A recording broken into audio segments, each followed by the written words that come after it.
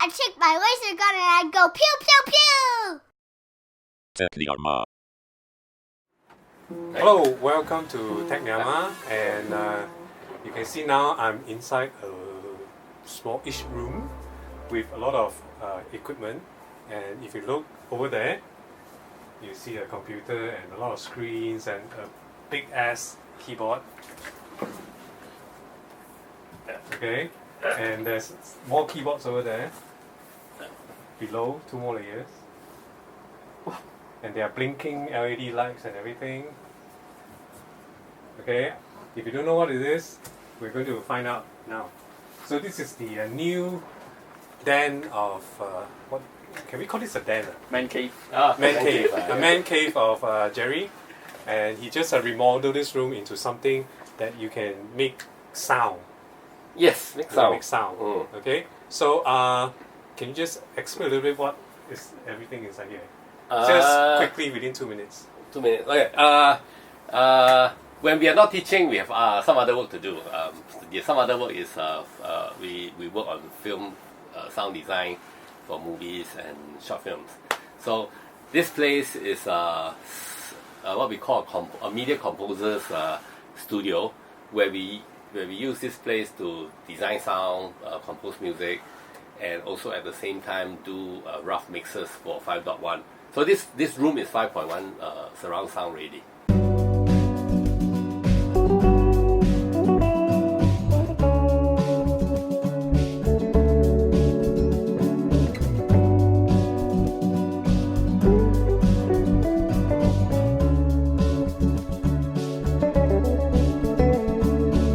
Okay, what do you mean by 5.1 is you have more than 5 speakers already? Yeah, more than 5 speakers. So how can it be 5.1? Okay, because in in recording, we typically want to know how the sound sounds like in your house, right? And at the same time, we also need different speakers. For example, a pair of NS10 is a good example of hi-fi speakers at home. That's for bass or what? No, it just sounds like a normal hi-fi at home. Okay. So the whole idea is so you typically see this pair of speaker in. So you don't use it studios. during production? No. We use this for mixing and to see if it sounds okay at home. So the theory is, if it sounds good here, it will sound good at your house. Okay. Alright. So the Genelecs are surround speakers. You see 3 of them here. This one is supposed to be in the middle, but I haven't installed it yet. So this is the middle speaker. Then there's a rear speaker. You have to point to the back. That's the rear speaker. There's so, like one on the left and one on the right. And then at the bottom is a subwoofer. Alright. Okay. This one is a This is a Genelec Genelec subwoofer. Yeah. Okay. And then of course for the stereo pair of speakers, we will have the main the small one and the big one. Right, big one's on top. So in order to control all these speakers, we need a console. So this is the surround sound monitoring console. So this fella controls 1, 2, 3, 4, 5, 6 speakers at the same time. 7, 8. And then it controls 1, 2, 3, 4, 5, 6, 6 different types of inputs. Right?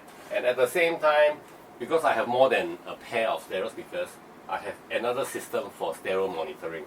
So this one can output 3 pairs of stereo speakers. This fella. So in the end, I have 3 pairs of stereo speakers and 1 full system. Actually, I have 2 full system of surround sound system here. So surround sound is 5.1, 6 speakers plus 3 stereo pair is another 6 speakers.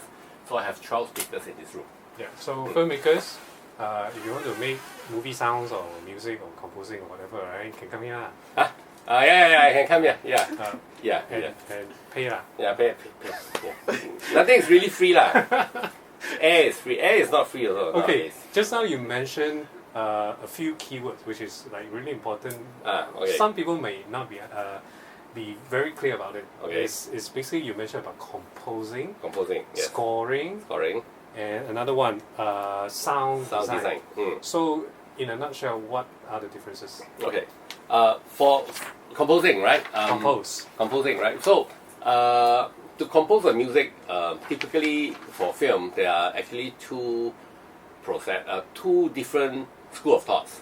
one school of thought is whatever the director wants, give it to him, right? But sometimes some director don't know music, so the director will say, whatever you can do, you do for me since you're professional, right? Oh, so it's like the director will say, give me this kind of feel, Yes, whatever yes, music. yes, yes. I've kena one director once told me, I want the effect of zoom, and that's exactly how she explained to me. Then I have to create that zoom feeling for her. So you have to work on the composition of the music to match the action, right? Why is it different from scoring? Scoring is okay. So film scoring is you probably don't actually there's not much difference. Mm-hmm. Film scoring and composing, what's the difference? Not much of a difference actually. But can composing be songwriting? Yes. Oh yeah. I mean yes. You can write a song like for example in the movie Yesterday, right? Okay. Many of the songs were composed by someone else, Mm-hmm. and then someone will work on that and put it into the film. Typically that's done. Scoring. That typically is done by a music supervisor who works with a film scorer, who will attach whatever is being done with the rest of the music. So composing is not necessary for film, lah. Not necessarily, yes. But scoring is definitely for film, Yes, right? film scoring. That's why it's Okay. called film scoring. Okay, okay, Yeah. okay. And then the rest? And sound design. Okay. Sound design. Okay, so sometimes you hear some music, right? Some film movie that has sound, but it is part of the music, but it's not musical. Like in Hans Zimmer's score of the Dunkirk, right? Dunkirk opening. Mm-hmm. There's this clock ticking. Tuck, tuck, tuck, tuck. The whole song actually has that clicking sound, right? That clicking sound technically is not music. It's a clicking sound, Mm-hmm. right? So, but he has to use some instrument to design that sound and make it part of the score. So it's a sound which is generated by a machine. Either by a machine or by all kinds of whatever tools you can find at home. That means like you collect samples. You collect samples.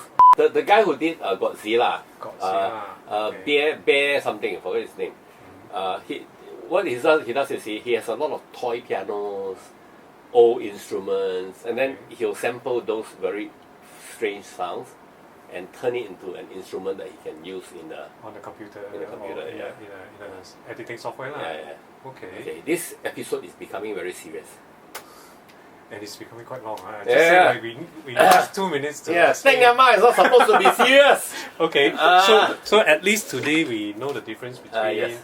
composing, Sound design. film scoring, and sound design. Lah. So actually, it's much more complicated than that. Lah. It's much more complicated. Okay. It's just I barely scratched the surface. Yes. Uh. Actually, if you look at a room like this, normally you can think of a singer coming and sing. Singer can come in and sing. Okay, Uh. and some people can come in and make sword sound. Sword sound is Folley. Folley is something else. Folley is actually this term comes from the guy who invented this method of recording. His name is Jack Folley. So what he did was he was the first guy who looked at the screen and using whatever tools in the studio to recreate whatever is being performed on the screen. So a Folley artist is also considered a Folley performer. So he performs. So they look at the screen and then they will record. So it's different from sampling? It's different from sampling. It's like live recording of some sound that coincides, synchronizes with the film. Oh, okay. So- So wow, it seems that this small room have a lot of functions. It has a lot more, and sometimes when I am bored, I watch TV. And we can also play Switch games over here. Oh yes, play Smash Switch Brothers games. and all that. So So it's a multi-function man cave. yeah. Okay, so All man caves are multifunction, and man caves are meant to come in, hike, and not go anywhere. So I have cakes and food just in case I die, right? So if just there's in a case nuclear you're hungry, holocaust, so that you won't die. yeah, true. Or if there's a nuclear holocaust, some nuclear bomb go off somewhere, I will stay alive here for 4 days lah. And then But I don't think that this glass will actually tahan the nuclear holocaust. Oh. You know, the radiation. Have you seen Chernobyl recently? It's Yeah, like, true kill lah. you lah. Yeah, okay. So, but you can last like 2 more hours. Okay. Maybe I can lead line the walls, then maybe better. So what I did was, this room, you see, these are acoustic panels where they will absorb extra sound. Yeah.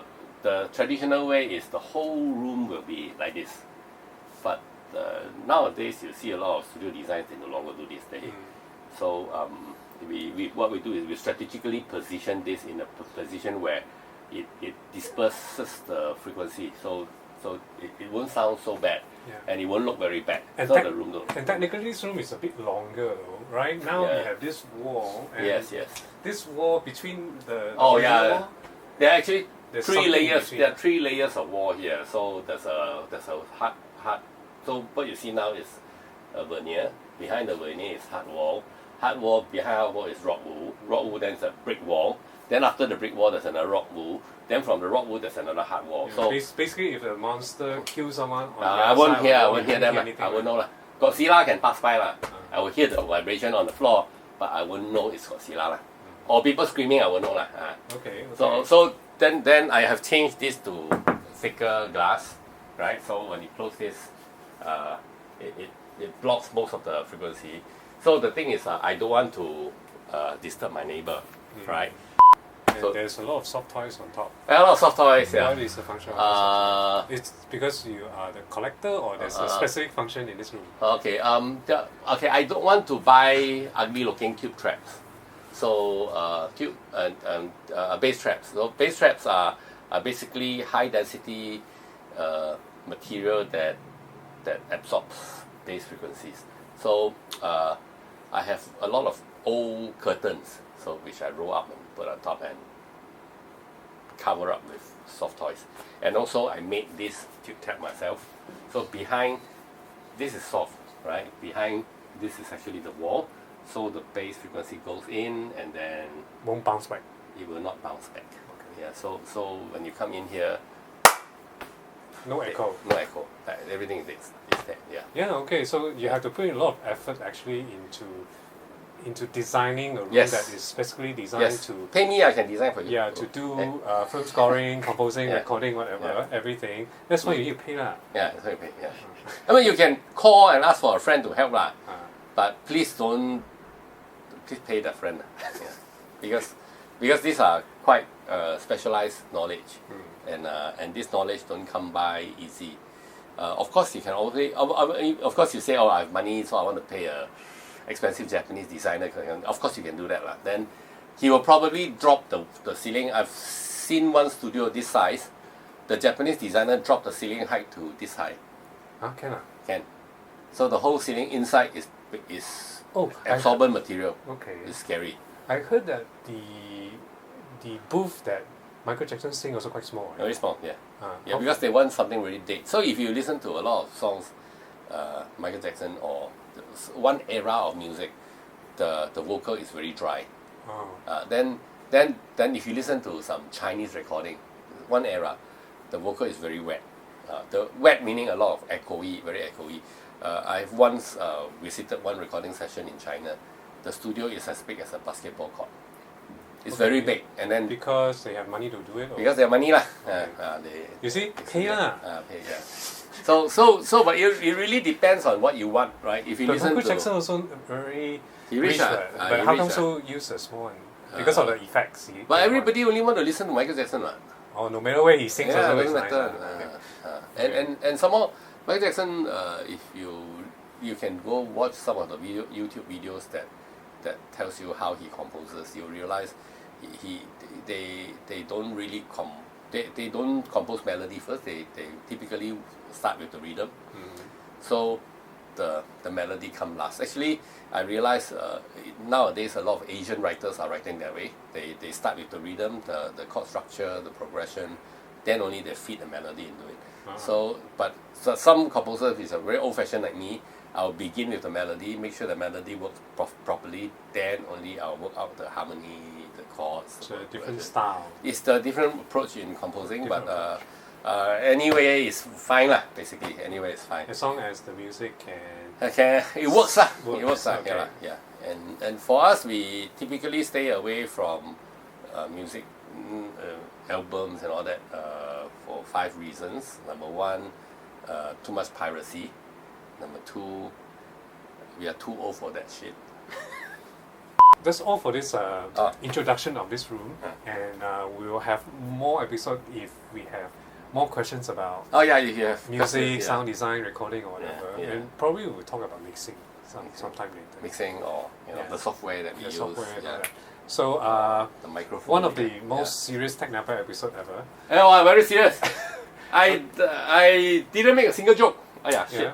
Oh. So but just now the person holding the camera just told us that actually our best-selling episode is actually the one related to porn.